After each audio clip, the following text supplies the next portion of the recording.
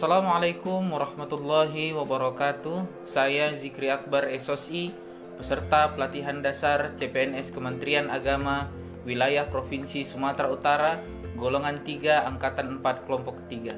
Baiklah, kali ini saya akan menampilkan mind mapping resume terkait dengan agenda 2, yaitu aneka, yang terdiri atas akuntabilitas, nasionalisme, etika publik, komitmen mutu, dan anti korupsi.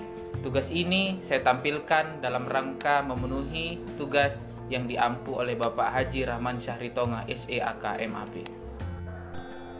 Masuklah kita pada materi yang pertama, yaitu akuntabilitas.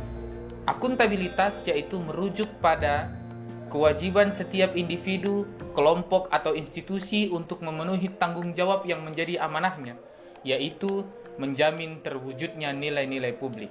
Apa itu nilai-nilai publik? Yaitu mampu mengambil pilihan yang tepat dan benar ketika terjadi konflik kepentingan antara kepentingan publik dengan kepentingan sektor, kelompok, maupun pribadi. Memiliki pemahaman dan kesadaran untuk menghindari dan mencegah keterlibatan PNS dalam politik praktis.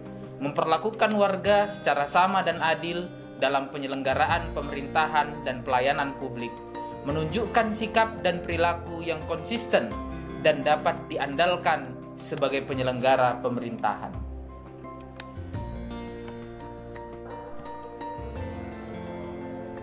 Aspek-aspek akuntabilitas. Akuntabilitas adalah sebuah hubungan. Yang kedua, berorientasi pada hasil. Yang ketiga, membutuhkan laporan. Yang keempat, membutuhkan konsekuensi. Dan yang kelima, memperbaiki kinerja. Ada 3 fungsi utama akuntabilitas publik, yaitu peran demokratis untuk menyediakan kontrol terhadap nilai-nilai demokratis. Yang kedua adalah peran konstitusional untuk mencegah korupsi dan penyalahgunaan kekuasaan. Yang ketiga adalah peran belajar untuk meningkatkan efisiensi dan efektivitas. Masuklah kita pada materi yang kedua, yaitu adalah nasionalisme.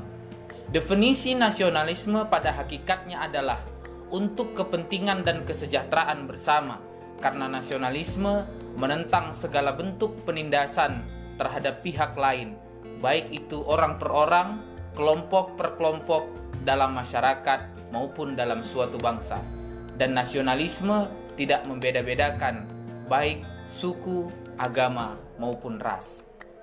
Hal-hal yang mendorong munculnya paham nasionalisme adalah adanya campur tangan bangsa lain, misalnya penjajahan dalam wilayahnya, adanya keinginan dan tekad bersama untuk melepaskan diri dari belenggu kekuasaan absolut agar manusia mendapatkan hak-haknya secara wajar sebagai warga negara, adanya ikatan rasa senasib dan seperjuangan, bertempat tinggal di dalam satu wilayah.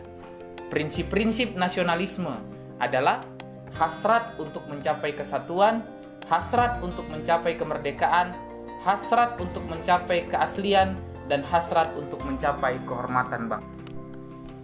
Masuklah kita pada materi yang ketiga, yaitu etika publik. Apakah itu etika publik? Yaitu refleksi tentang standar atau norma yang menentukan baik atau buruk, benar atau salah, perilaku, tindakan, dan keputusan untuk mengarahkan kebijakan publik dalam rangka menjalankan tanggung jawab pelayanan publik. Definisi dan ruang lingkup dari etika publik menyangkut dimensi etika publik, di mana dimensi etika publik terdiri atas 3 dimensi. Yang pertama adalah dimensi kualitas pelayanan publik, yang kedua adalah dimensi modalitas, dan yang ketiga adalah dimensi integritas publik. Dimensi kualitas pelayanan publik yaitu moral dalam etika publik menuntut lebih dari kompetensi teknis karena harus mampu mengidentifikasi masalah-masalah dan konsep etika yang khas dalam pelayanan publik. Dimensi modalitas menyangkut tentang akuntabel, transparan, dan netral. Dimensi tindakan integritas publik menyangkut pada pejabat publik yang sesuai nilai, standar, aturan modal yang diterima masyarakat, Integritas publik juga merupakan niat baik seorang pejabat publik yang didukung oleh institusi sosial seperti hukum, aturan, kebiasaan, dan sistem pengawas. Masuklah kita pada materi yang keempat, yaitu komitmen mutu. Komitmen mutu mengacu kepada 4 nilai. Yang pertama adalah efektivitas, yaitu sejauh mana organisasi dapat mencapai tujuan yang ditetapkan atau berhasil mencapai apapun yang coba dikerjakan. Efektivitas organisasi berarti memberikan barang atau jasa yang dihargai oleh pelanggan.